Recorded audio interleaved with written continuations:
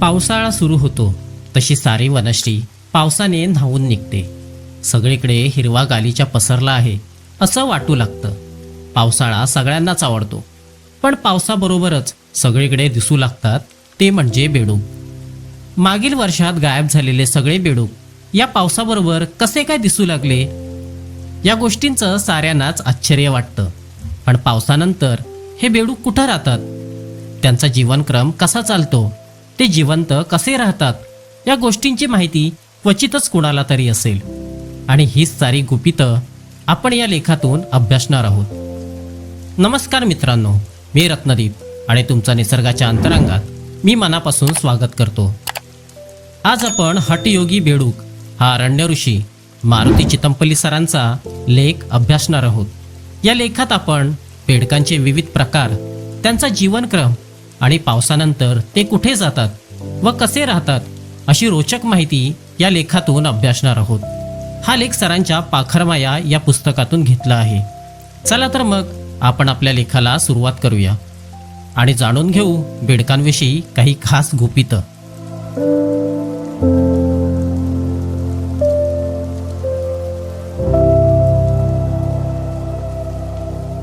सोलापूर हा दुष्काळी जिल्हा म्हणून ओळखला जातो.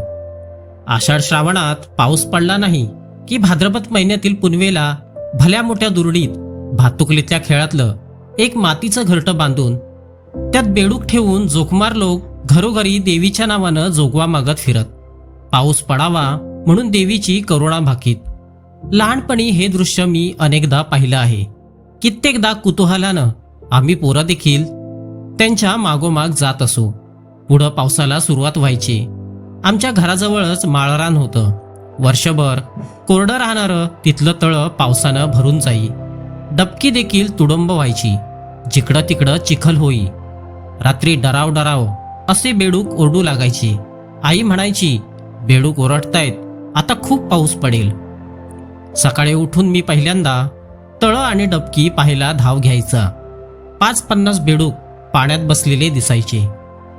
मातकट रंगाचे हे बेडूक आपल्या लांब जिभेने कीटक खाताना दिसायचे. काही दिवसांनी कायापालट होऊन त्यांची कातडी पिवळं जर्द होई. डोळे सुवर्णमण्यांसारखे चमकू लागत. एका बेडकीला पाटकुळी घेऊन बेडूक टुणटुणा उड्या मारीत चालायचे. पाठीवर बसलेला बेडूक खालच्या बेडकीच्या गळ्याभोवती हाताने घट्ट धरून राही. काही दिवसांनी या जोड्या अलग अलग होऊन जिकडं तिकडं पांगत. माझ्या बालमनात एक विचार येई, वर्षभर कधी न दिसणारे हे गलेलट्ट बेडूक आता पावसाच्या सुरुवातीला कुठून येत असतील. माझी एक चुलत आजी तळाकडच्या एका कुडाच्या घरात राहायची. त्या घरावर पत्र्यांचं छप्पर होतं.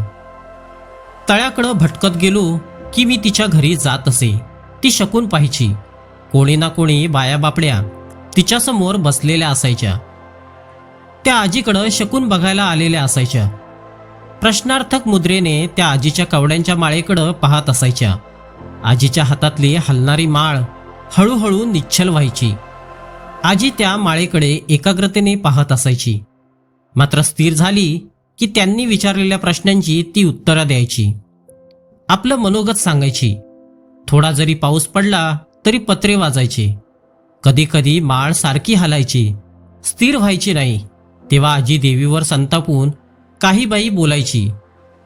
तिची दोन्ही रूपं मला पाठ होती. घरासमोरच्या छपरीत बसून एरवी ती पडणाऱ्या पावसाकडे आणि तळ्याकडं पाहत राही. अशी बसली की ती खुशीत असायची. मी हळूच तिच्या शेजारी उगी बसून राहायचा.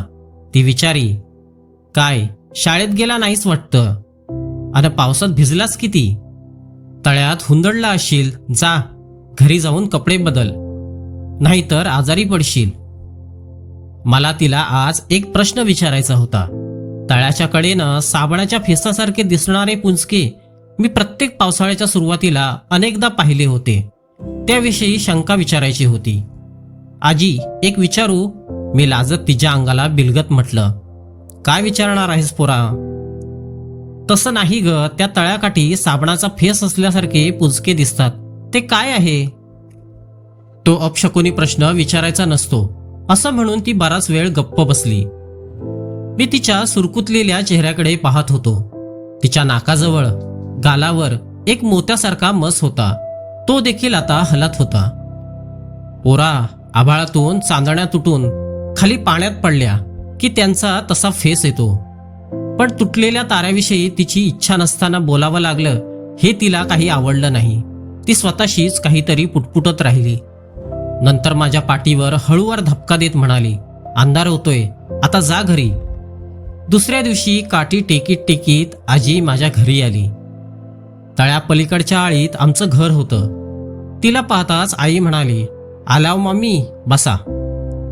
काठी उजव्या हाताशी ठेवून ती खांबाला टेकून बसली.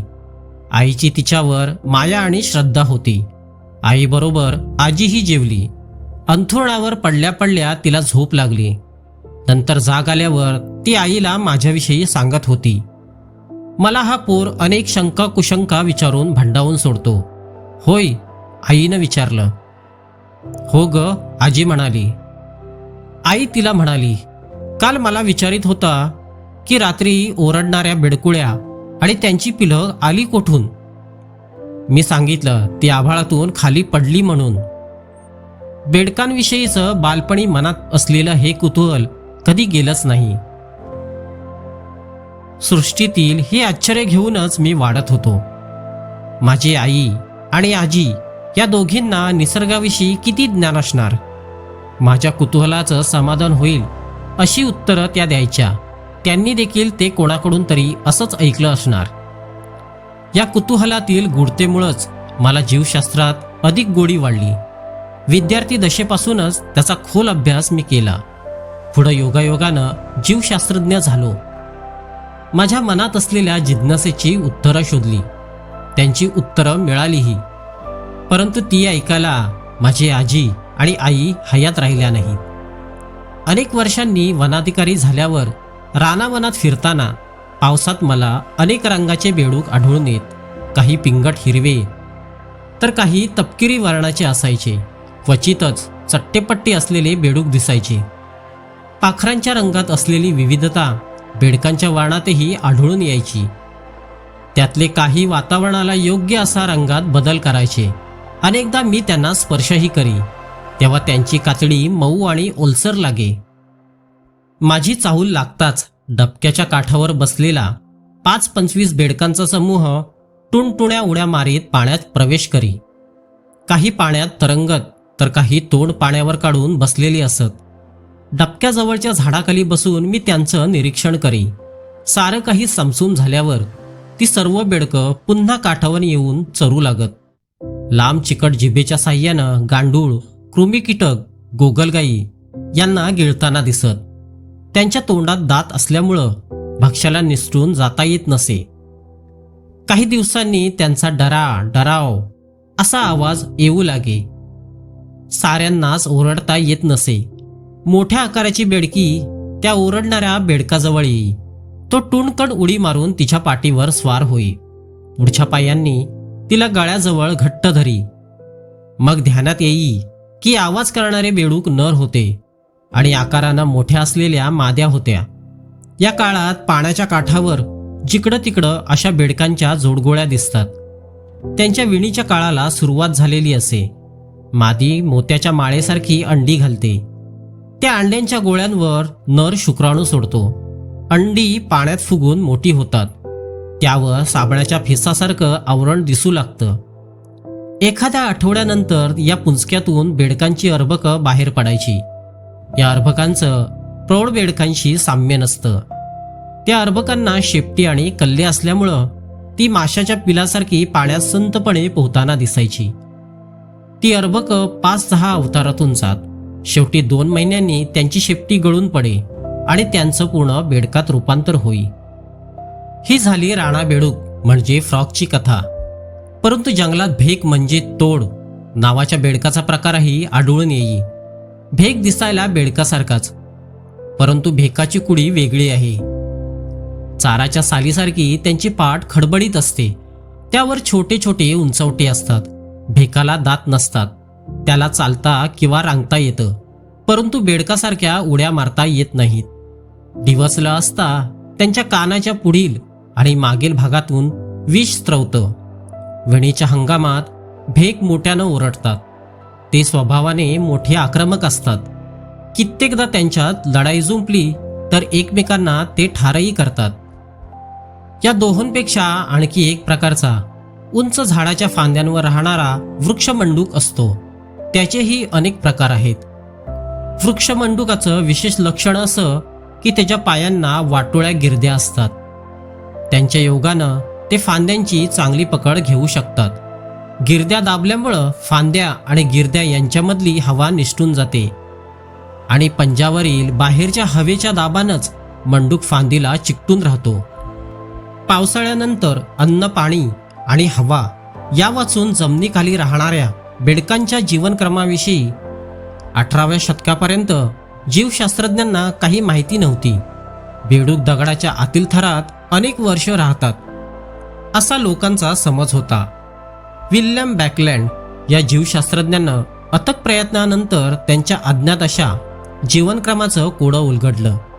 त्यानं असं निदर्शनास आणलं की बेडूक शाडूच्या दगडात एखाद्या वर्षापेक्षा अधिक काळ जिवंत राहू शकत नाही. सच्छिद्र नसलेल्या जमिनीतील बेडूक गाडले गेले तर ते मृत्युमुखी पडतात. त्यांच्या जनन ग्रंथीजवळ वसापिंड असतो. बेडूक महानिद्रेत जाण्यापूर्वी हे वसापिंड मोठे होतात. या महानिद्रेत त्यांना अन्न म्हणून उपयोग होतो. प्राचीन काळापासून भारतीयांना मात्र बेडकांच्या जमिनीखालील जीवनक्रमाविषयी माहिती असल्याचं आढळून येतं. वराह मिहिराच्या बृहसंहितेत उदकारगलवर म्हणजे जमिनीखालील पाण्याचं ज्ञान ज्यामुळे होतं ते शास्त्र एक सविस्तर अध्याय आहे. वराह मिहिरानं हे प्रकरण सारस्वत मुनी आणि मनु या पूर्वाचार्यांच्या उदकारगल या ग्रंथावर आधारित असल्याचा उल्लेख केला आहे.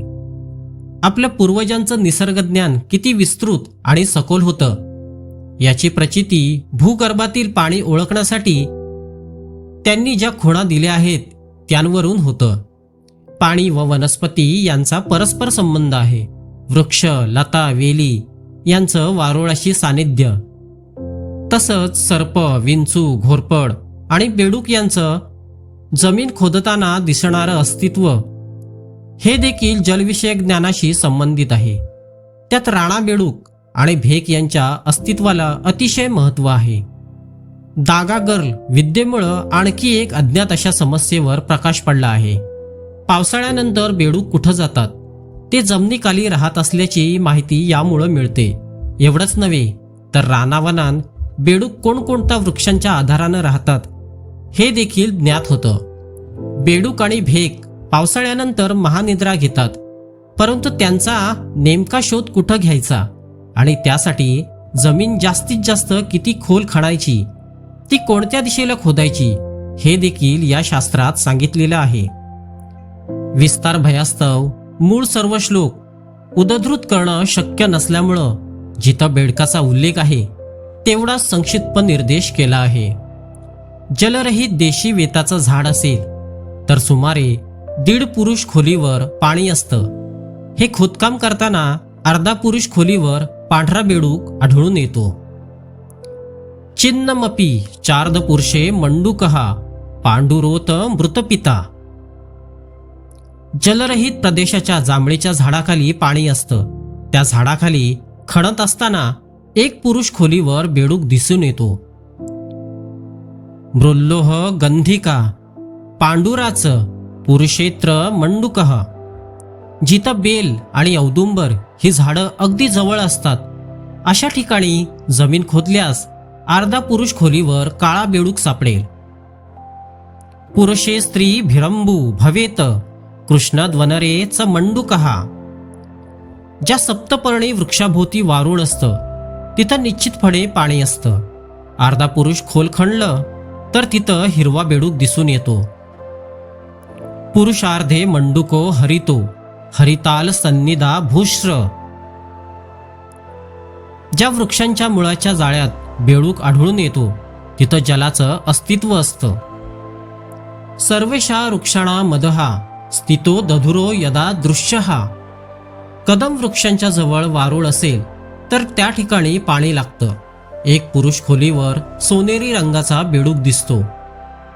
कनकनिभो मंडूको नरमात्रे मृत्तिका पिता.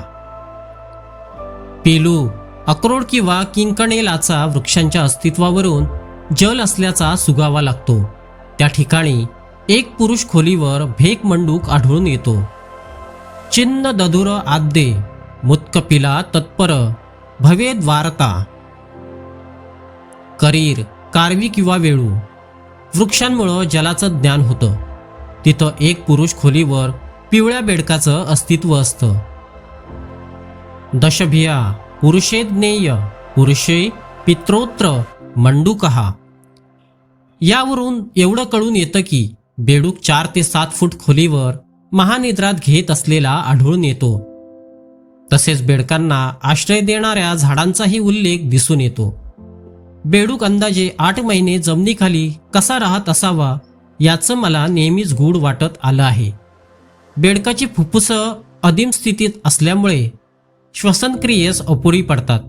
त्यांना जोड म्हणून कातडीच्या द्वारे प्राणवायूची देवाणघेवाण होते. महानिद्रेत बेडकाचं तोंड बंद असतं. बेडूक ज्यावेळी जमिनीखाली महानिद्रेत असतो त्या काळात त्याला प्राणवायू कसा आणि कोठून मिळतो याचं स्पष्टीकरण कोणत्याही शास्त्रीय ग्रंथात केलेलं आढळत नाही. वन्यजीव खरोखरीच योगी असल्याचं महर्षी पतंजलीनं म्हटलं आहे. योगासनांची सुमारे 80 ते 90% नावं वन्यजीवांच्या नावांवरून ओळखली जातात. हठयोग साधनेत साधक खेचरी मुद्रेचा अवलंब करतो. या तंत्रात साधक आपल्या जिभेचा शेंडा मुखातील नाकाच्या द्वारात घालून तासनतास बसतो. अर्थात यावेळी प्राणवायू घेणं बंद असतं. या अवस्थेत साधकानं स्वतःला जमिनीत पुरून घेतल्याचे अनेक दाखले मिळतात. जमिनीखाली महानिद्रेत असताना बेडूक देखील हीच क्रिया करीत असावा. माणसाच्या पिनियल तंत्रिकेत सेरोटोनिन नावाचं रासायनिक द्रव्य तयार होतं. या रसायनाचा संबंध कुंडलिनी जागृत होण्यासाठी होतो. हे रसायन निसर्गात खजूर, केळी, आलू बुखार यामध्ये आढळून येतं. तसेच वडा पिंपराच्या पिंपरातही ते मोठ्या प्रमाणात आढळून येतं. तसेच ते बेडकाच्या शरीरातही तयार होतं. बेडकाच्या शरीरातील सेरोटोनिनचा उपयोग त्याला महानिद्रा अवस्थेत होत असावा असं अनुमान करता येईल. पावसाळा संपल्यानंतर सर्वच प्रकारचे बेडूक काही जमिनीखाली जात नाहीत. काही खंदकातील भेगांत निवारा शोधतात. पर्वताच्या कडेकपारीत राहणारे बेडूक दगडांच्या छिद्रात आणि फटींमध्ये आसरा घेतात. वृक्षमंडूक झाडाच्या ढोलीत तसेच छिद्रात महानिद्रा घेतात. 11व्या शतकात होऊन गेलेल्या सु तुंग पो या प्रसिद्ध जपानी कवीचं सुंदर चरित्र लिंग युतान यानं लिहिलं आहे. त्यात एक आशयघन प्रसंगाचा उल्लेख केला आहे. तो असा: लोयांग नावाचा एक गृहस्थ एकदा चुकून खंदकात पडला. त्या खंदकातील भेगांत बेडकांनी आश्रय घेतला होता. सूर्य उगवताच त्या बेडकांनी भेगातून तोंड बाहेर काढलं आणि सूर्याचं किरण खावे तशी ते बेडूक तोंडाची हालचाल करीत असल्याचं त्या गृहस्थानं पाहिलं. भुकेलेल्या त्या गृहस्थानं बेडकांचं अनुकरण केलं आणि आश्चर्य म्हणजे त्याची भूक नाहीशी झाली. त्या खंदकातून नंतर लोयांगची सुटका करण्यात आली. त्याला पुन्हा कधीच भूक लागली नसल्याचं कवी सांगतो. कोळी या कीटकांची पिलं सूर्यशक्तीवर लहानाची मोठी होताना मी पाहिली आहेत. बेडकांच्या बाबतीत असंच घडत असावं. मित्रांनो, सर इथे हा लेख संपवतात. या लेखामध्ये चितमपल्ली सरांनी बेडकांच्या जीवनक्रमाविषयी खूप रोचक अशी माहिती आणि खूप काही गुपितं सांगितली आहेत. जर तुम्हाला हा लेख आवडला असेल तर लाईक नक्कीच करा आणि तुमच्या प्रतिक्रिया मला कमेंट करून नक्की कळवा. व असेच नवनवीन लेख ऐकण्यासाठी आपल्या यूट्यूब चॅनलला सबस्क्राईब करायला विसरू नका. धन्यवाद.